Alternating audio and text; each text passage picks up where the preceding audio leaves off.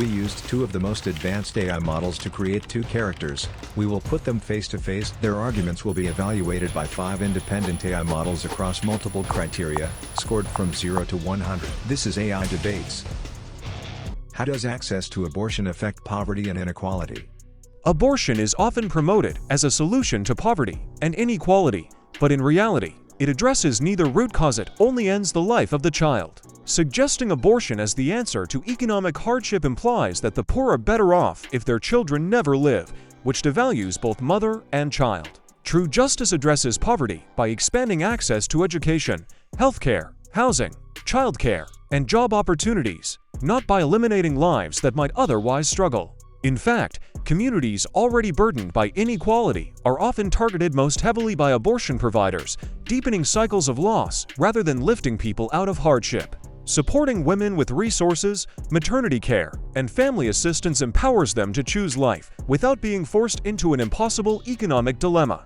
A society committed to equality should fight poverty itself, not eliminate the poor by promoting abortion. Abortion access dramatically reduces poverty and inequality. The evidence is overwhelming. Economic mobility improves when people can control reproductive timing. Studies show women denied abortions are more likely to experience long-term poverty, while those who receive them are more likely to complete education and advance careers. Intergenerational poverty decreases when families can plan their size and timing. Children in planned families receive more resources, education, and opportunities.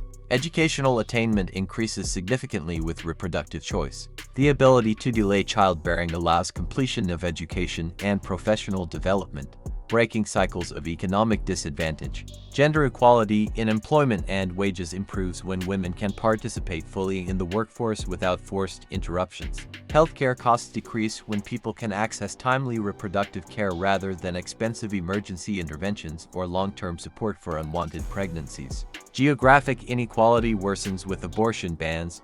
Wealthy women travel for care, while poor women are forced into motherhood regardless of circumstances. Studies consistently show that reproductive autonomy is one of the most effective anti-poverty interventions, allowing people to escape economic disadvantage through education and career advancement. Does banning abortion disproportionately harm women of color and the poor? Banning abortion does not inherently harm women of color or the poor. It protects their children, who are often the most targeted by the abortion industry. In fact, abortion providers like Planned Parenthood disproportionately place clinics in minority and low-income neighborhoods, leading to higher abortion rates among these communities. Framing abortion as a solution to poverty or systemic inequality treats vulnerable populations as though their lives and their children's lives are less worth protecting. The real injustice is failing to address the root causes: lack of healthcare access, financial support, childcare, and opportunities. A just society should ensure women of all backgrounds receive the resources they need to carry their pregnancies and raise their children with dignity. Banning abortion paired with strong social support doesn't harm women of color or the poor. It affirms their equal value and refuses to solve inequality by eliminating their children. Yes, abortion bans create devastating disparities that disproportionately harm women of color and poor women. This is both predictable and documented. Economic barriers multiply under bans. Wealthy women can travel to other states or countries for safe procedures, while poor women cannot afford travel, lodging, childcare, or time off work. This creates a two-tiered system based on wealth. Geographic disadvantage compounds racial and economic inequality.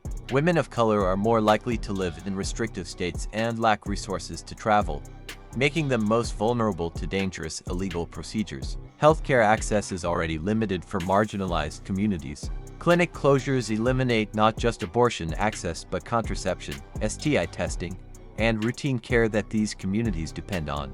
Historical precedent confirms this pattern. Pre-Roe, wealthy white women obtained safe illegal abortions, while poor women and women of color died from unsafe procedures. Maternal mortality rates are already highest among Black women.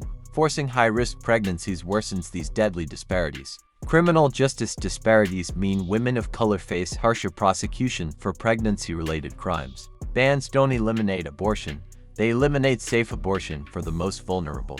Should society focus on preventing unwanted pregnancies instead of banning abortion? Yes, society should work to prevent unwanted pregnancies, but that goal is not an alternative to banning abortion. It complements it. Prevention through education, access to health care, and support for responsible choices can reduce the number of women feeling pressured toward abortion. However, even with prevention, some pregnancies will still be unexpected. The key question remains: is it ever justifiable to end the life of an unborn child? If the answer is no, then prevention alone cannot replace the need for legal protection of the unborn. We don't excuse the killing of born children because prevention of hardship failed, and the same logic applies before birth. A just society should pursue both, reducing unplanned pregnancies through prevention and ensuring that when they occur, abortion is not the default option, but life-affirming support for mother and child is available. Absolutely. Preventing unwanted pregnancies is far more effective than banning abortion and aligns with everyone's stated goals. Evidence-based prevention works. Comprehensive sex education, accessible contraception, and healthcare coverage reduce abortion rates by 50 to 70%. States with the best prevention programs have the lowest abortion rates, regardless of legal restrictions. Common ground exists here. Both pro-choice and anti-abortion advocates want fewer unwanted pregnancies. Prevention strategies achieve this without the coercion, health risks, and constitutional violations of bans. Comprehensive support includes affordable childcare, paid family leave, healthcare coverage, and economic support that make parenthood more feasible for those who want it. Public health success stories like Colorado's free IUD program show dramatic reductions in unintended pregnancy and abortion rates when barriers to contraception are removed. Cost-effectiveness is clear.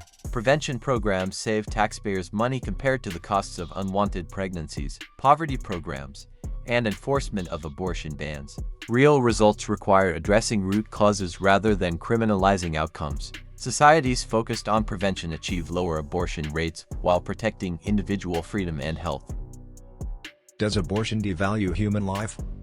Yes, abortion devalues human life by suggesting that a person's worth depends on circumstances like age, size, health, or whether they are wanted. When society allows unborn children to be ended because they are inconvenient, disabled, or conceived in hardship, it sends the message that some lives are expendable. This mindset can ripple outward, shaping how we treat the elderly, the disabled, and others who rely on care. History shows that when certain groups are deemed less human, injustice follows. By contrast, affirming the equal dignity of every human being from conception onward upholds a culture of life where no one's value is negotiable. Abortion not only ends individual lives, it weakens society's commitment to protecting all vulnerable people. To truly honor human dignity, we must recognize that every life, no matter how small or dependent, has intrinsic and equal value. Abortion access actually affirms the value of human life by ensuring children are wanted, planned, and can be properly cared for. Valuing existing life means protecting pregnant people's health, autonomy, and life plans. Forcing unwanted pregnancies devalues the lives, dreams, and well-being of actual people with established relationships and responsibilities. Quality over quantity matters. Societies that support reproductive choice tend to have better child welfare outcomes. When families can plan pregnancies, children receive more resources, attention, and care. Comprehensive life valuing includes robust health care, education, social support, and economic opportunity. Many who claim to value life oppose these supportive policies, revealing inconsistent priorities. Medical reality shows that many pregnancies naturally end in miscarriage due to genetic abnormalities. Abortion sometimes prevents prolonged suffering when severe fetal conditions are diagnosed. Life circumstances matter. Forcing pregnancy in cases of rape, incest, poverty, or health risks doesn't honor life, it perpetuates suffering. True respect for human life means trusting people to make thoughtful decisions about when they can provide good lives for children, supported by comprehensive social systems that value all human flourishing. How does abortion affect gender equality in society? Abortion is often framed as essential to gender equality, but in reality, it undermines it. True equality means valuing women not for their ability to function like men, but for their inherent dignity, including their unique capacity to bear children. Abortion suggests that to be equal, women must deny or eliminate this natural role, effectively pitting them against their own biology. It also enables systems that fail to support mothers' employers, schools, and governments to avoid real reforms by offering abortion as the solution.